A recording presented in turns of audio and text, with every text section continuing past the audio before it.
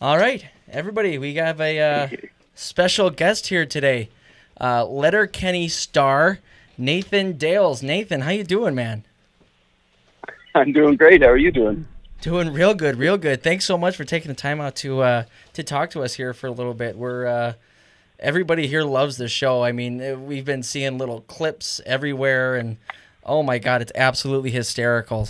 Really, really good stuff. That's awesome. I'm glad you're enjoying it. That's fantastic.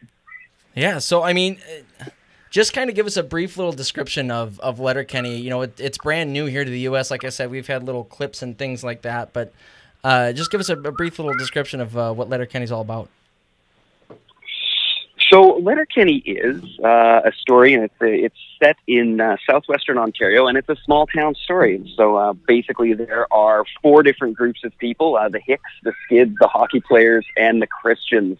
And there's also the natives as well. And so it's the interactions between those groups in a small town. Letterkenny is a town of 5,000 people, so it's the stories that might happen when those groups interact with each other, and that's kind of what it's about as an overview. And then obviously there's more. There's different smaller groups that interact with everybody from time to time. But yeah, that's the main premise of it. Awesome, hilarious. And then native, we saw the little clip of everybody getting the native flu there. So I'm sure there's some sort of a coincidence there. Yeah, that's the that the natives are much bigger and better at sports than everybody else is, and so getting the native flu is just sort of a euphemism for I don't want to play, and I want to fake that I'm going to be sick because I'm going to get the hell kicked out of me if I go and play. Love it. Awesome. Well, yeah. How about you talk about your character? You played Daryl on the show. Go into what Daryl's all about. Yeah, so I play Daryl on the show, and shortened version is Dairy, which is kind of funny. So I'm a dairy farmer from southwestern Ontario, and I play Wayne, who's played by Jared. So I play his best friend, and I'm also a part of the Hicks. So that's where I fall in there, and the Hicks consist of myself and Jared and Michelle Millette, who plays Katie, his sister, and Kay Trevor Wilson, who plays Squirrely Dan. So Daryl, yeah, like I say, is Wayne's best friend, and they're, a lot of our relationship follows around the loyalty between us and hanging out. A lot of hanging out together, usually on Wayne's farm, and scheming about what to do with the chores during the day, and how we're going to have a good time, and where most importantly can we get a beer together. And usually that falls on the farm, but sometimes we'll go to Modine's to go and check out the bar, which is the local bar in town. And so a lot of it revolves around us hanging out and shooting the breeze, talking about the major issues that affect everybody in the world. Different, and then where else can we get a shot of Gus and Brew? When's the whiskey coming, basically? You guys are a couple of bruisers too, the Hicks, aren't they? A couple of bruisers, a couple scrums here and there with you and yourself, Wayne.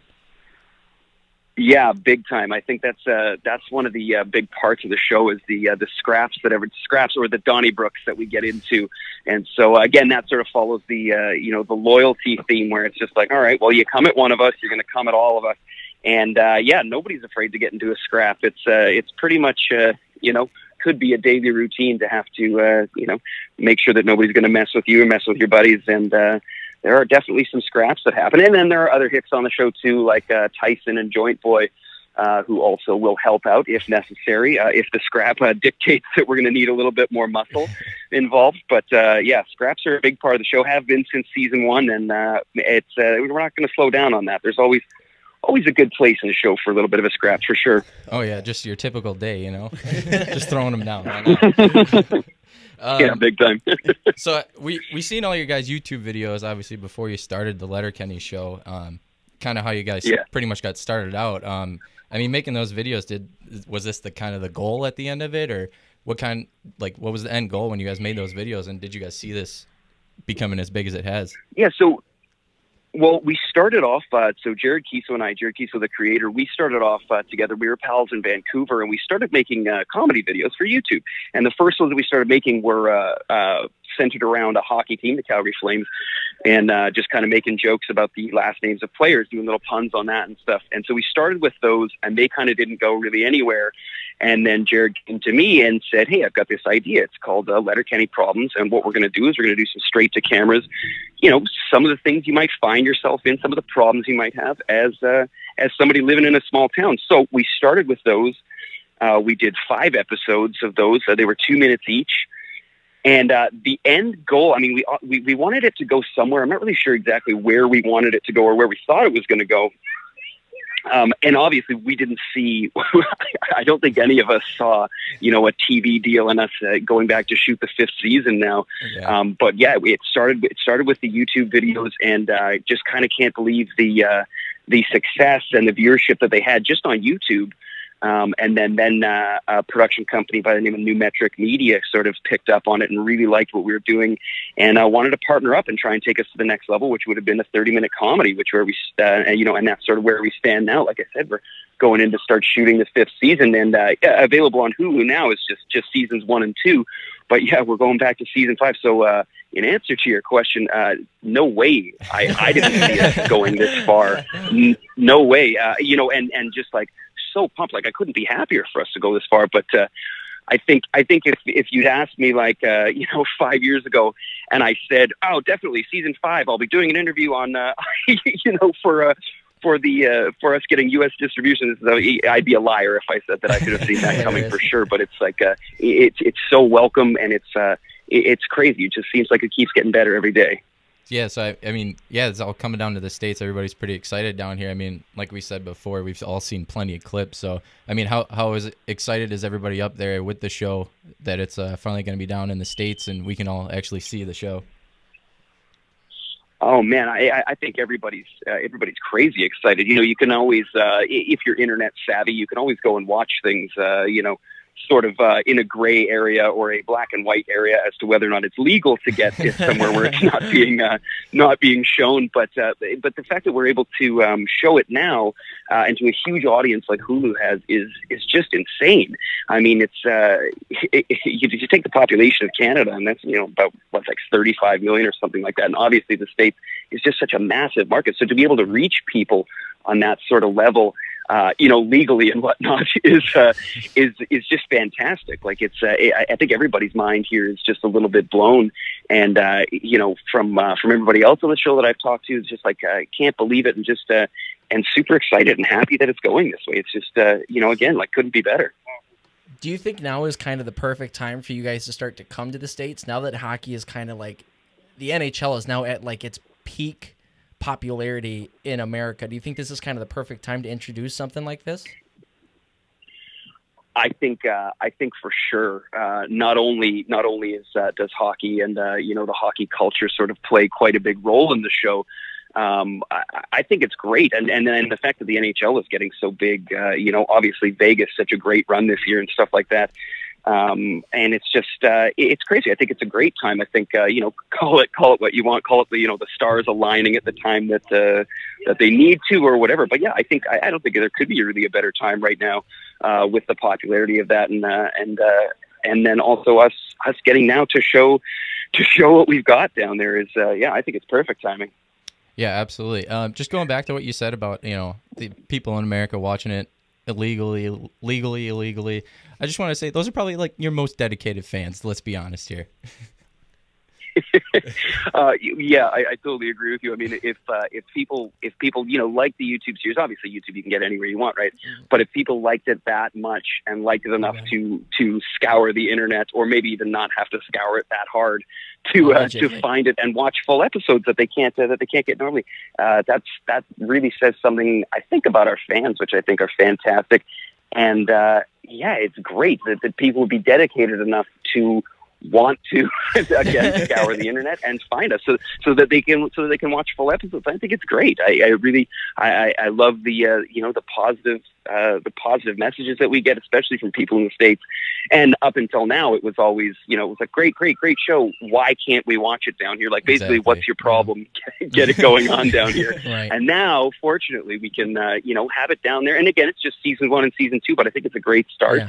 And yeah, man, it's cool to have fans that want to watch something that you've created that much that they'll go and rip it from the internet to begin with. And now, fortunately, that's not the case anymore. Okay, so now that the show is finally in America, the big question that I know the three of us have is, when are we going to be able to get some puppers down here in the States? When are you going to be able to get some puppers down there in the States? Hopefully soon. I'm not really sure exactly right now because it's only you can get it definitely in Ontario, but you'll be able to get it. You'll be able to get it in the States hopefully soon. I'm not really sure about that. There are we'll just have to take a road trip. People working on that. I can promise you that.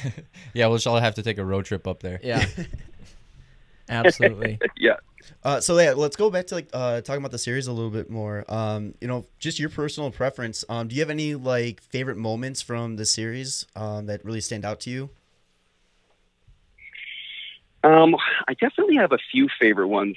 There's a scene around around Wayne's kitchen table where I eat a whole bunch of yogurt like an animal, which I really like. And it was so that one's one of my favorite, where I start scraping the bottom of the cup and going kind of like a beast there.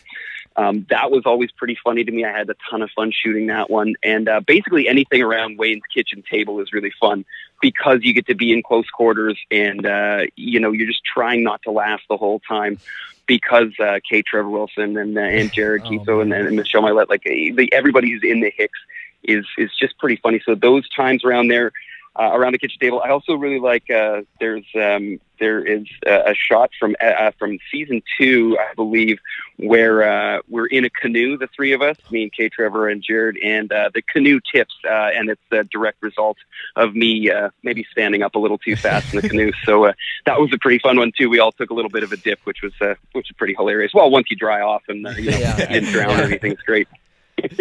You also got your cold openers are just absolutely fantastic. Oh my God. The one that I know you guys posted on YouTube to kind of promote the show coming to America was the three of you playing catch, and Squirrely Dan starts asking a little bit about some sexual preferences, and just the reaction that you guys you and Wayne just turning and just ignoring him completely.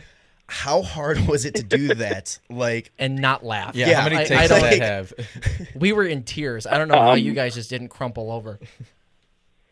Oh yeah, no, it's basically damn near impossible to do it. I mean, it takes a bunch more takes than it probably should. It's super funny, you've got Squirrely Dan talking about his weird sexual preferences with his lady, and then you got Wayne and I over there just trying not to laugh the whole time. So it definitely takes it takes a lot of takes for those ones. And fortunately though, my secret to that is to try and look nobody directly in the eyes, because if I start looking people in the eyes, I'm going to start laughing, because those guys are kind of hilarious. But it's also really fun to whip the baseball around too when you're having fun and when you're working on set. It's always kind of fun doing that. So that one's pretty good, and I think that really gives a good insight as to what the show is about. You can just stand there as three guys playing catch and just talking about the little things in life, and I think that's and have the scenes go on for much longer than normal than we would in a normal comedy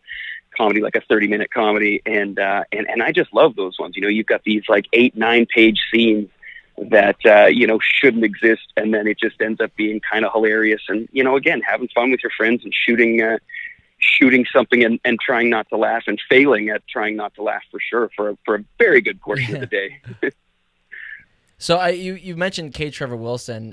We all know that he's got a stand-up coming onto Netflix pretty soon, and he's hilarious. How much of the show is improv from everybody, not just K. Trevor Wilson, just everybody?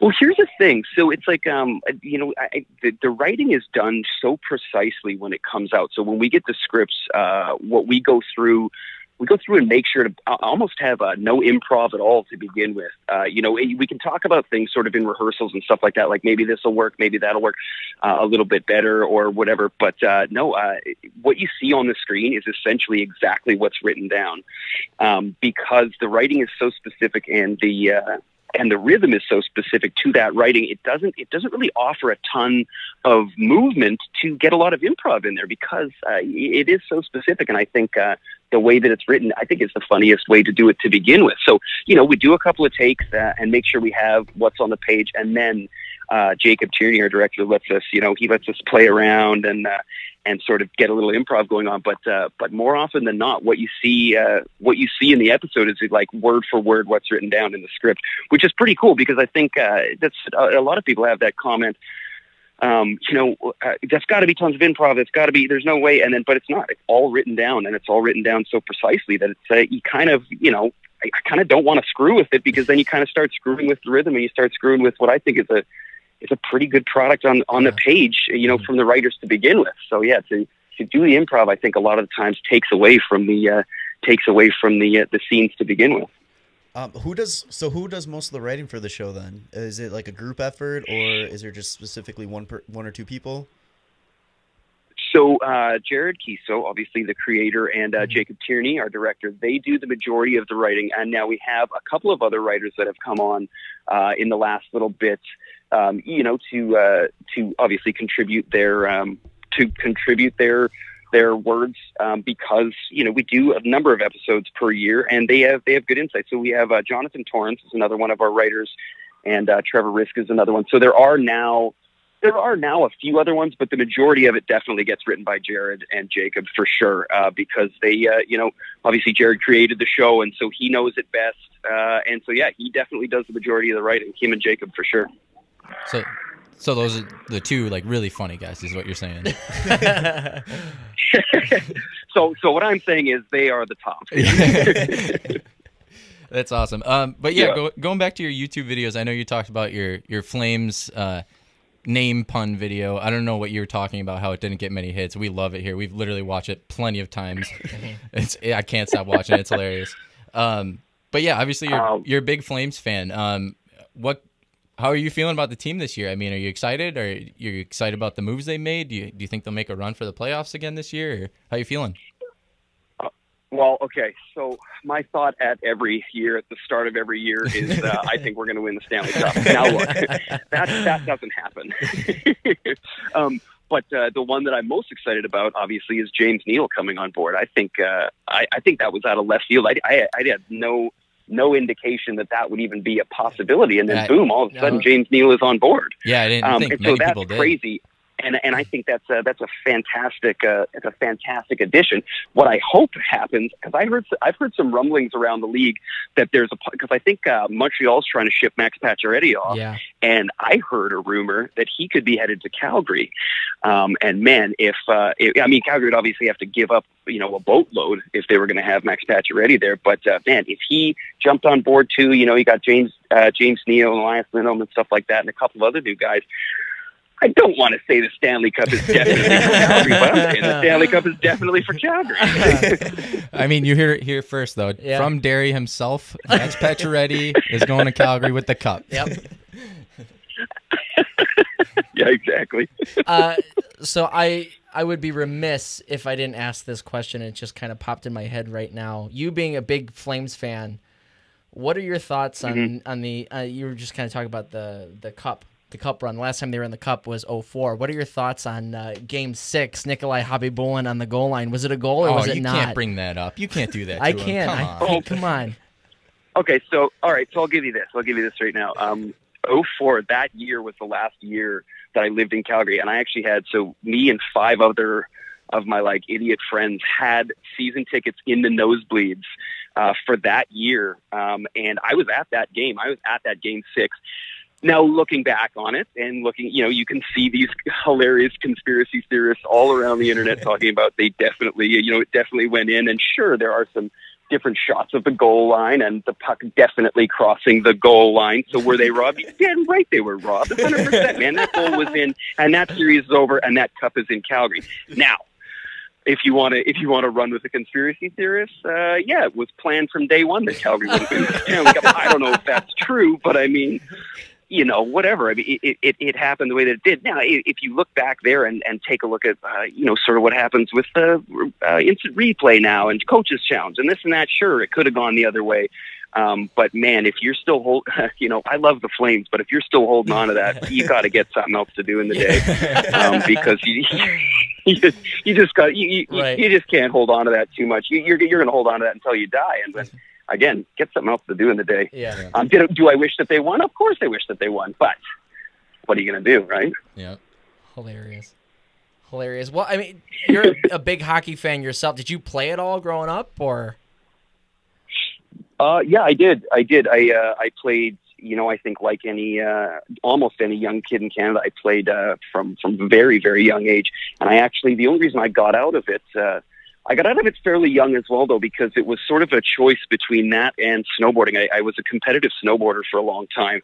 And so it was kind of like, well, you can kind of do one or the other because hockey requires early mornings all the time and weekends and stuff, and snowboarding requires the same thing. So pick one or the other because there's just not physically enough time in the day to do both. And so I liked snowboarding. You know, my big brother was into it and all of his friends. So what am I going to do? Of course, I'm going to follow them and try and see if I can hang out with them more. And then, so I picked snowboarding, but definitely, I picked up playing rec league hockey later on in Vancouver and stuff. It's actually where Jared and I met. Was playing on a beer league hockey team in Vancouver, and there's so myself, Jared, Dylan Playfair, Andrew Herr, and Tyler Johnston all played on the same beer league hockey team together. So Tyler plays Stewart, and Dylan and Andrew play Riley and Jonesy. So we all played on the same beer league team together in Vancouver at one point. But that's sort of like the extent of the of my hockey playing. I don't know. Call it ability, call it whatever you want, but that's the last time I sort of like laced them up, you know, if for real at all, right? Yeah. So obviously all those guys are on the team. Please tell me you guys were the Letterkenny Shamrocks, right? No, we weren't, because they were maybe a dream that we didn't know we had at one time. No, this is like this would have been, how long have I known Jared for? Oh man, this is like 8 years ago, 7, 8 years ago, whatever. So we were on a team called the Trappers, and no, the Shamrocks had not been invented yet, unfortunately. Otherwise, I'm sure we would have been the Shamrocks. We actually play. We usually have a game once a shooting block. We play up in Sudbury, and so all of us get to play on a team again, which is pretty fun. And so we play as either the Irish or the Shamrocks, depending on which jerseys we can get a hold of from the costumes department. Well, please at least tell me that the guys that play Riley and Jonesy have some incredible chirps on the bench anyways. Like, that didn't just start at Letterkenny. Like, that started then. Oh, no, they've got great ones. Fantastic. Basically don't know when to stop. They're hilarious dudes on and off the ice and sitting on the bench. It's like you're supposed to be focused, and it's just like you're having a little wee in the pants, because it's like it's hilarious when they're on the bench for sure. You know, and they're just funny dudes in real life anyway. So it's just like, yeah, the bench is no different. You have a good time, but also too, like Andrew and Dylan, they both played junior hockey. Like they've got some skill too, so they can come out there and back it up as well, which is always nice. You know, it's always hilarious when like the loudest guy plays the worst, but these guys got some chirps, but they also got some hands too, which is nice. So one question that we love to ask all of our guests, because we are essentially a hockey podcast, is do you have a favorite hockey memory from like either playing or watching, like just anything from when you're growing up? One of my favorites would be in the aforementioned Stanley Cup almost run was when so it's the first round of the playoffs, and Calgary's playing Vancouver, and it goes to 7 games, and then a little goal in overtime there. Those like series winning goals by Martin Gélina are my favorites, and specifically the one against Vancouver to win the series, when he came around, bustled around the net and came around, did a little wrap around there, and won in overtime after Vancouver had come back to tie it in like the last 30 seconds of the game. or minute of the game in Game 7, and then Jelena puts one in, and I jumped out of my shoes, spilled my beer everywhere. It was it was fantastic. That's my favorite one. And then also against San Jose, and then also against Detroit, he scored series-winning goals there too. So that run and those 3 goals are 3 of my favorite hockey memories, no question about it. I was gonna say he had a few big goals for the Flames that playoff year. Yeah. Oh yeah, he closed out those 3 series. He got the series-winning goal in against Vancouver. He got the series-winning goal against San Jose and against Detroit. Yeah. And it was insane. What an individual effort from a guy. And those are pretty sick stats to have going forward. 3 series-winning goals in one playoff run. Yeah, I honestly could not think of anybody else that has ever done that. So yeah, that's pretty amazing. One other thing we actually just started doing, we started doing a buy-sell trade for 3 players throughout the league, but we kind of came up with a new variation for you. And it's 3 cast members in their character. You have to get a puppers with one, do some choring with one, and get in a Donnybrook with one. Which 3 would you go for each one? Oh, sorry. Can you repeat that one? Sorry, we broke up there for 1 sec. Yeah, no, your problem. It's so either for one cast member in their character, you got to go get a puppers with one, you got to do some choring with one, and get in a Donnybrook with one. Oh, sorry, we're breaking up again here. I apologize. No, you're good. You're good. So which cast? Oh, there we go. Perfect. Okay, there we go. Which cast member would you go get a puppers with? Which one would you do some choring with? And which one would you get a Donnybrook in while they're in character? Who would I get a puppers with? I would get a puppers with Stuart because it would be an interesting one-sided conversation. 100%.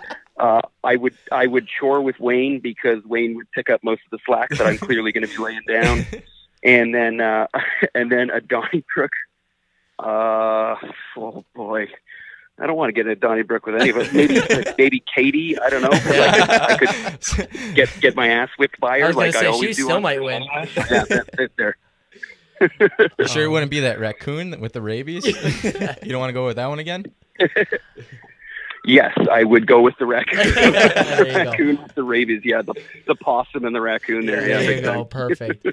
Perfect. Well, Nathan, thank you so much for taking the time out to do this interview. We cannot wait to watch season 1 and season 2 out on Hulu and for the rest of the 3 seasons to come out as well. So thank you so much for taking the time out, and we wish you guys the best.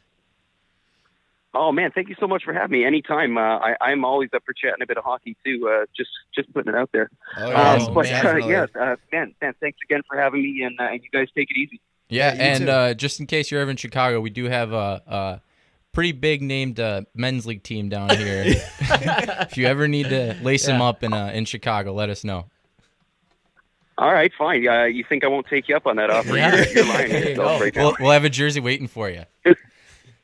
Oh, beauty. That's great. All right. Thanks so much, Nathan. We'll talk to you soon. Have a good one, guys. Bye-bye. Bye.